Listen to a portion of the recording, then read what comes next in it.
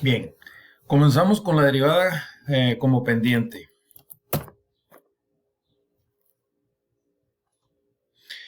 Cuando evaluamos una función f de x, se localizan en la gráfica los puntos que describen el comportamiento de la función.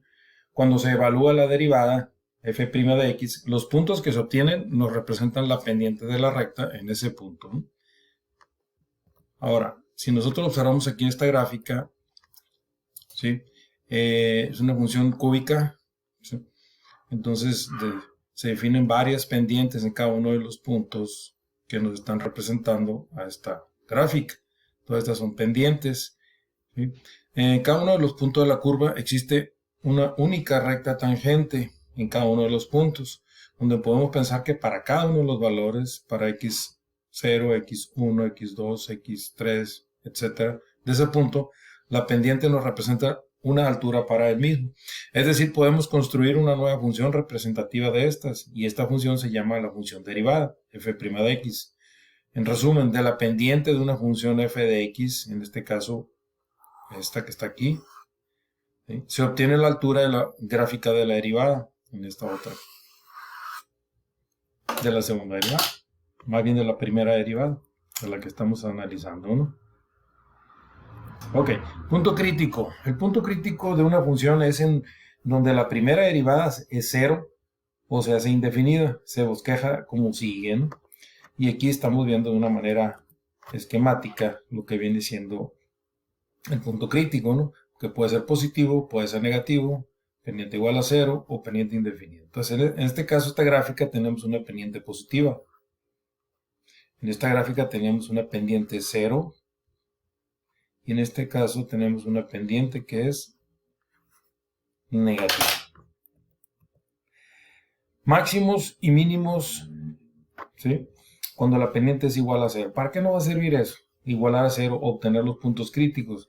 Es donde nosotros vamos a observar dónde hay un máximo o dónde hay un mínimo de la función que vamos a utilizar. Por ejemplo, en esta gráfica tenemos un máximo y aquí tenemos un mínimo. Y son a partir de funciones cuadráticas o de segundo grado. En este caso tenemos aquí un máximo y un mínimo, y esta nace de una función cúbica, ¿sí? Y podemos también observar el espectro donde la función crece en este intervalo hacia atrás, de atrás hacia adelante hasta este punto hay un crecimiento, de este punto hasta el mínimo hay un decrecimiento, como se observa ahí, y a partir de aquí del punto mínimo, cuando empieza a levantarse la gráfica, se invierte y por lo tanto empieza a haber un crecimiento, ¿no? Eso para identificar lo que viene siendo los máximos y los mínimos. Punto de inflexión. Se define como el punto donde cambia la concavidad, ¿sí?, la función. Por ejemplo, en la función cúbica nada más se representa el punto de inflexión. Nosotros tenemos aquí una parte de esta gráfica donde hasta aquí se define como cóncava hacia abajo o convexa. Y a partir de este punto, entonces empieza a cambiar la concavidad y ese se llama cóncava hacia arriba. ¿Por qué? Porque si la pendiente aquí va disminuyendo, va a haber un momento que ya no empieza a disminuir, sino empieza a crecer, pero sigue teniendo pendiente negativa. Se invierte y va a haber un momento hasta que llegue a su punto mínimo, que es cero. Y luego se vuelve a levantar. Entonces, cuando nosotros tenemos estos puntos como máximos y mínimos, nosotros los definimos como cuando la pendiente es igual a cero. Y partimos del concepto de la derivada, donde la derivada se define como la pendiente de la recta tangente, ¿no? ¿Sí? Entonces, punto de inflexión es el punto donde cambia la concavidad de la gráfica. Esto se representa en unas funciones a partir del grado 3. En general, para encontrar los puntos críticos, ¿sí?, ya sea para poder localizar el máximo y el mínimo, utilizando el criterio de la primera derivada, se sigue el siguiente procedimiento. Obtener la primera derivada, obtener los puntos críticos igualando a cero, porque ya dijimos que los puntos donde hay un máximo y un mínimo, su pendiente es cero, y de esa manera podremos determinarlo. Y posteriormente en la derivada vamos a sustituir valores que estén por arriba y por debajo de los puntos críticos y evaluamos en este caso, ¿sí?, esos valores, como uno determina la pendiente, ya sea positiva o negativa. Ahora vamos a hacer un ejercicio, 3 ejercicios más bien. Primero dice, vamos a encontrar el máximo o el mínimo de la siguiente función. La función dice 2x cuadrado más 4x. Nosotros derivamos a la función y obtenemos la siguiente. F' de x es igual a 4x más 4. Y como ya dijimos, ¿no? Entonces el siguiente paso es igualar a 0. ¿Sí? ¿Por qué? Porque ya determinamos que cuando hay un máximo y un mínimo, su pendiente equivale a 0. Por lo tanto, obtengo 0 es igual a 4x más 4, despejo el valor de x y de esa manera encuentro el punto crítico que me da un valor de x igual a menos 1. Posteriormente, ¿sí? Localizo ese punto en una recta, una recta numérica y determino dos valores que estén por abajo y uno que esté por arriba de ese punto crítico. Y esos valores los vamos a utilizar para poder evaluar a nuestra función que fue derivada, como lo estamos observando aquí. Esta es la función derivada. Entonces, este valor lo evaluamos aquí, como lo estamos observando, 4x más 4, 4 por menos 2 más 4 me da menos 4. Entonces, aquí lo que me interesa es el signo. Me dio una pendiente negativa. ¿Y qué significa? Pues que en ese espacio, en ese intervalo, ahí existe una pendiente negativa, como lo vimos ahí arriba. Ahí está. Posteriormente hacemos lo mismo con el siguiente valor, que es x igual a 0. Yo determiné esto, ¿no? Menos 2, 0. Ustedes pueden dar otro valor. Puede ser el 1, el 2, el 3, inclusive el 10, el que ustedes quieran. Evaluamos a la función y me da 4. Por lo tanto, aquí lo que me interesa es el signo de este valor.